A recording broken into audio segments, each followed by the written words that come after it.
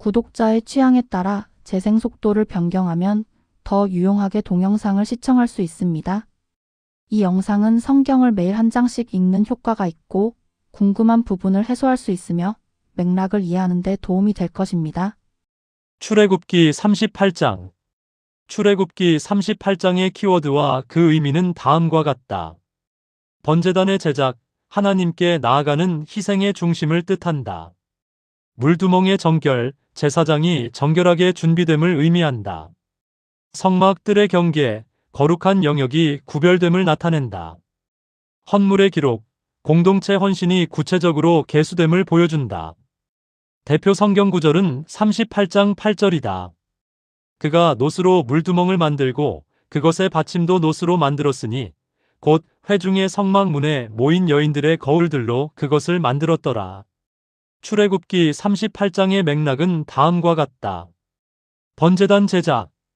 그가 시팀나무로 번제 헌물 제단을 만들되 그것의 길이를 5큐빗, 너비를 5큐빗으로 하여 그것을 네모반듯하게 하고 그것의 높이는 3큐빗으로 하였으며 제단의 네 귀퉁이에 제단의 뿔들을 만들되 제단의 뿔들을 제단과 같은 것으로 만들고 제단을 놋으로 입혔으며 제단의 모든 기구 곧 솥들과 부삽들과 대야들과 고기 갈고리들과 불 옮기는 그릇들을 만들되 제단의 모든 기구를 놋으로 만들었더라.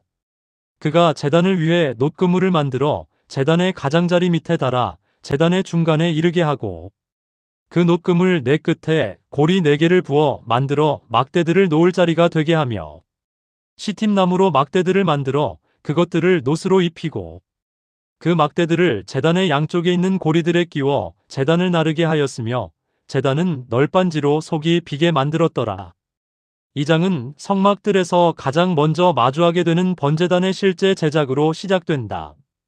번제단은 시팀나무로 만들어지되 전체가 놋으로 입혀지고 네 귀퉁이에는 제단의 뿔들이 세워지며 거기에 속한 솥과 부삽과 대야와 갈고리와 불 옮기는 그릇까지 모두 놋으로 제작된다. 또한 이 제단에는 막대와 고리가 마련되어 있어 공동체가 광야를 이동할 때 함께 운반될 수 있도록 되어 있다. 이처럼 번제단은 고정된 신전의 제단이 아니라 하나님께서 자기 백성과 함께 이동하시며 그들 가운데 거하시겠다는 사실을 반영하는 구조로 세워진다. 그러나 그 이동성에도 불구하고 제단의 기능은 결코 가벼워지지 않는다. 성막에 들어서는 자는 가장 먼저 이 희생의 자리를 마주하게 되며 바로 그 점에서 하나님께 나아가는 길이 언제나 속죄와 희생의 질서를 통과해야 한다는 사실이 분명하게 드러난다.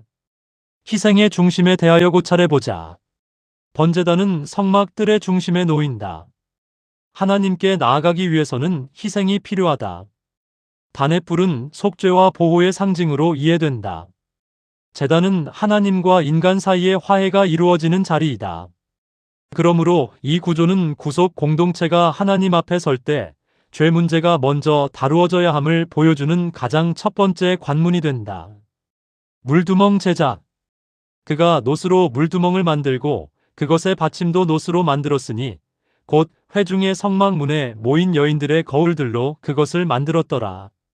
이 짧은 구절은 물두멍의 제작을 기록하지만 그 안에는 매우 인상적인 의미가 담겨 있다. 물두멍과 그 받침은 놋으로 만들어지는데 그 재료가 회중의 성막 문에 모인 여인들의 거울들로 이루어졌다고 기록된다. 물두멍은 제사장이 성소에 들어가기 전 손과 발을 씻는 정결의 자리이며 따라서 이 기구는 단순한 세면 도구가 아니라 거룩한 접근을 준비하는 구조이다.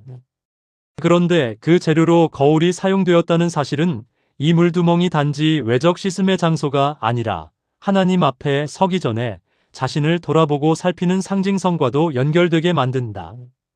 곧 성막 안으로 들어가는 자는 자신의 더러움을 정결하게 해야 할 뿐 아니라 거룩 앞에서 자기 자신을 성찰하는 태도도 가져야 한다는 점이 이 제작 과정 속에 암시된다. 정결의 의미에 대하여 고찰해보자. 물두멍은 제사장이 성소에 들어가기 전에 씻는 장소이다. 정결은 거룩한 접근의 준비이다. 거울이 사용된 것은 자기 모습을 비추어 보는 상징적 의미로 이해될 수 있다. 거룩 앞에 서기 위해 자신을 살피는 과정이 필요하다. 그러므로 물두멍은 희생 뒤에 이어지는 정결의 단계가 반드시 필요함을 보여주는 자리이다. 성막 뜰 제작. 그가 뜰을 만들었는데 남쪽을 향한 남쪽 면에 가늘게 꼰 아마실로 만든 뜰의 현수막들이 있더라. 그것들은 100큐빗이더라. 그것들의 기둥이 20개여. 노스로 만든 그것들의 밑받침이 20개며 그 기둥들의 갈고리들과 띠들이 은이더라.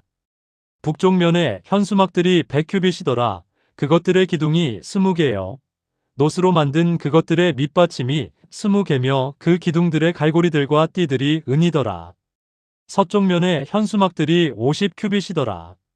그것들의 기둥이 10개여.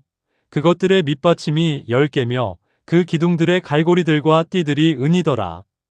동쪽을 향한 동쪽 면에도 50큐빗이더라.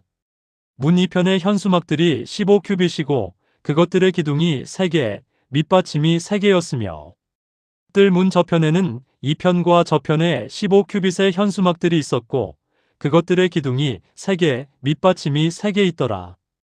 뜰 둘레의 모든 현수막은 가늘게 꼰 아마실로 만들었으며 기둥들의 밑받침들은 노시요 기둥들의 갈고리들과 띠들은 은이며 그것들의 기둥머리들은 은으로 입혔고 또 뜰의 모든 기둥에는 은으로 띠를 둘렀더라. 뜰 무늬 현수막은 청색과 자주색과 주홍색 실과 가늘게 꼰 아마실로 바느질을 해서 만들었으며 길이는 20큐빗이요 높이는 너비 방향으로 뜰의 현수막들과 같이 5큐빗이더라. 그것들의 기둥은 4개며 그것들의 밑받침 4개는 노시요 그것들의 갈고리들은 은이며 그것들의 기둥머리들과 띠들은 은으로 입혔더라. 성막의 말뚝들과 뜰 둘레의 말뚝들은 다 노시더라. 이제 본문은 성막 전체의 바깥 경계를 이루는 뜰의 제작으로 나아간다. 뜰은 남쪽과 북쪽, 서쪽과 동쪽으로 구분되어 가늘게 꼰 아마실의 현수막으로 둘러싸이고 기둥과 밑받침과 갈고리와 띠가 정해진 수와 질서대로 세워진다. 동쪽에는 문이 놓이며 그 문은 청색과 자주색과 주홍색 실과 가늘게 꼰 아마실로 짜인 현수막으로 구별된다. 이 모든 구조는 성막이 열린 공간이기는 하지만 아무 방향으로나 아무 방식으로나 접근할 수 있는 장소가 아님을 보여준다. 성막들은 외부와 거룩한 영역 사이의 첫 경계이며 하나님께 나아가는 자는 반드시 정해진 문을 통해 질서 있게 해야 한다. 따라서 뜰은 단지 건축의 외곽선이 아니라 거룩이 보호되고 접근이 통제되는 예배의 외적 구조로 기능한다. 경계의 의미에 대하여 고찰해 보자. 뜰은 거룩한 공간과 외부를 구별한다. 누구나 무질서하게 접근할 수 없다. 문을 통해 질서 있게 들어가야 한다. 거룩은 구별과 질서를 통해 유지된다. 그러므로 뜰의 현수막과 기둥과 문은 단순한 외형 장식이 아니라 하나님께 나아감이 언제나 구별과 순서와 경외를 요구한다는 사실을 보여주는 구조가 된다. 헌물의 계수. 성막 곧 증언의 성막에 대한 총계가 이러하니 그것은 레위 사람들의 섬기는 일을 위해 제사장 아론의 아들 이다말의 손으로 모세의 명령에 따라 계산한 것이니라.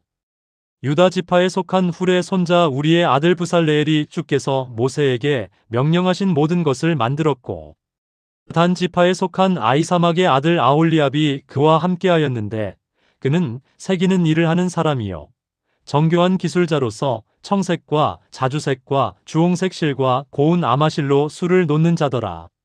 성소의 모든 작업에 쓰인 금 곧 헌물로 드린 모든 금은 성소의 세겔에 따라 29달란트와 730세겔이며 회중 가운데 계수된 자들이 낸 은은 성소의 세겔에 따라 100달란트와 1775세겔이더라.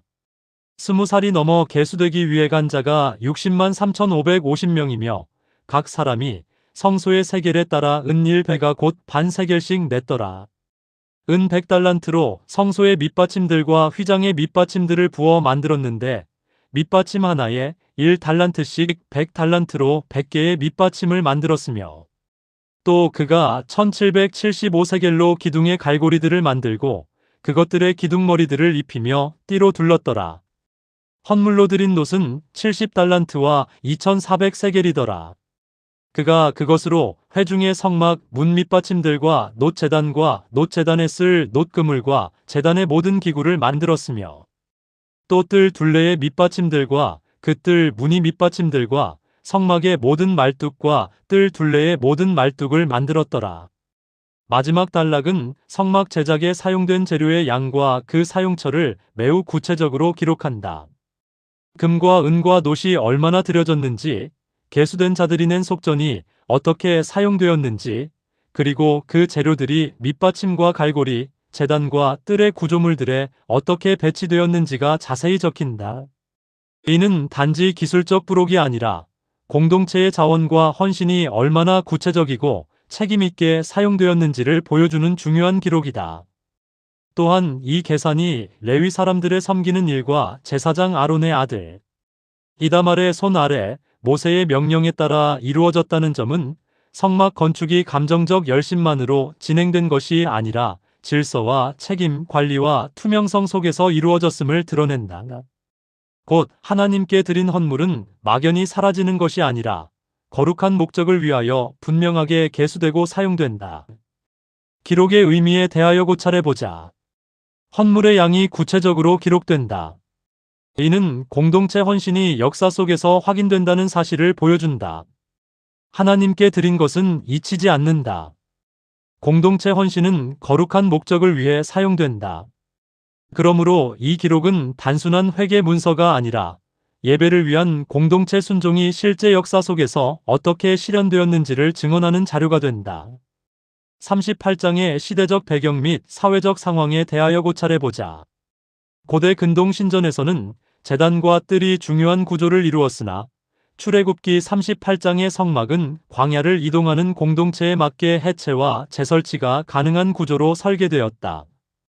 또한 헌물의 수량과 사용처를 기록하는 방식은 공동체 자원이 거룩한 목적 아래 질서 있게 관리되었음을 보여주는 요소로 이해할 수 있다.